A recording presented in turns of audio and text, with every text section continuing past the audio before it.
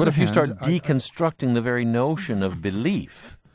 That's a jackhammer at the foundation, isn't it? It may be reconstructed in some other terms, just as you began to suggest. Even if the brain is not an internal dance of sentences, as tradition assumes, it's still true that a large portion of the human race embraces religions, and that's something that we want to understand. It is bound to bring some uncertainty and some negative reactions. I think your caller is quite correct. But we've been here before with regard to the biological sciences and the many techniques for health. Things like vaccines and surgery and anesthetics were strongly resisted by the Church in the early years of the medical sciences because they perhaps understandably thought they were against certain aspects of doctrine. But even church doctrine grows up over time. They learn too, along with the rest of us. So I don't see an apocalyptic fight here, though there's bound to be some scuffles. I'm sure your caller is right. You know, I think one thing too is that we are learning that techniques of meditation bring about changes in the brain, that they're probably very good for the brain, and that feelings of spirituality, which one has in meditation, although they're really effects of the brain, are very important to people, and they play a role in the quality of life. And there's no reason to sort of downgrade those things. On the contrary, though I'm a meditator, and I think it's great. Right, but posing it as feeling rather than something transcendent.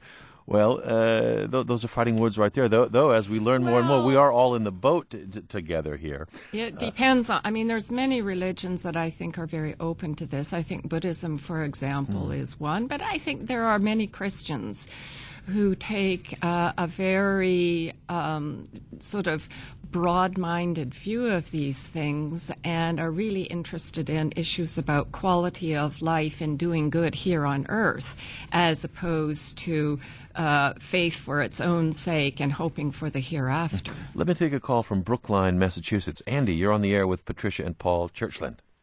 Hey, yeah.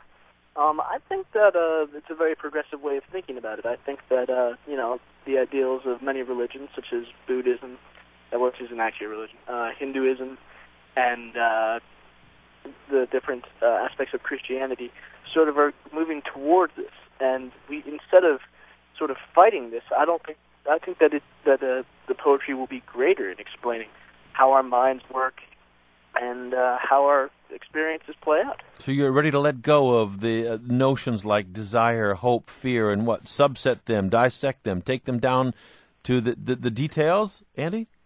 Well, I don't really think that they're going to go away. I think that's a very simplistic way of thinking about it, to be honest. Just because you can explain it in another way doesn't mean that it's any less valid. Let's turn to it, Paul. Hope, fear, desire, those are words that you put out there. Do they go away? Do they become historic notions, antique notions, supplanted by more?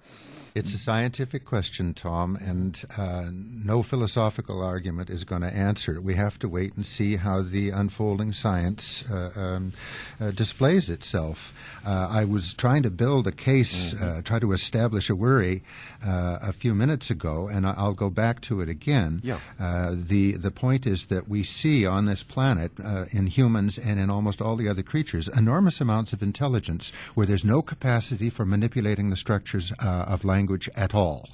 And it suggests that our conception of ourselves as having our heads filled with a dance of sentential states may be a reflection of the fact that we're language users. Now, language is extremely important, but to use it as a model, and use the structures of language as a model for the structure of all cognition, I suspect may be a monumental mistake. It's lost in the mumbo-jumbo, a world of mumbo-jumbo. Well, no, I think it's not mumbo-jumbo at all. I think that the conceptual framework we use to understand persons is probably the most complex theoretical framework any human ever learns. The worry is that it may be misleading in the same way that the notion of a flat, immobile Earth was misleading. It was a great shock to people 300-400 years ago to consider the possibility that they were all moving at 1,000 miles an hour towards the east because the Earth is spinning. It's a shock to consider the idea that our brains may not be primarily the seat of a dance of sentential states, but this isn't the enthusiasm of a prophet. This is simply the worried guess of someone who's looking how the neurosciences are playing out. There are alternative theories of how brains represent. They're hard to get across on a talk show, but they are already in place, and they're serving as an inspiration for artificial neural networks, which turn out to do very interesting things, like recognize faces and recognize voices and have sensory motor coordination, the same sorts of things that animals can have. So if I'm looking at the horizon says that the idea that these sentential states are important is a dubious idea, even though it's deeply entrenched in everyone's consciousness, including my own, I freely confess. We hear it in every sentence, but right there, we lift the curtain on something really fascinating. What's on the other side? We'll all wait and see, but we're grateful for your work over all these years. Patricia and Paul Churchland in San Diego, thanks so much for your time and insights today. Really great speaking with you. Thank you, Tom. Thank you, Tom. It was a great pleasure. Thanks for joining us. Listeners, thank you for being here as well. I'm Tom Ashbrook. This is On Point.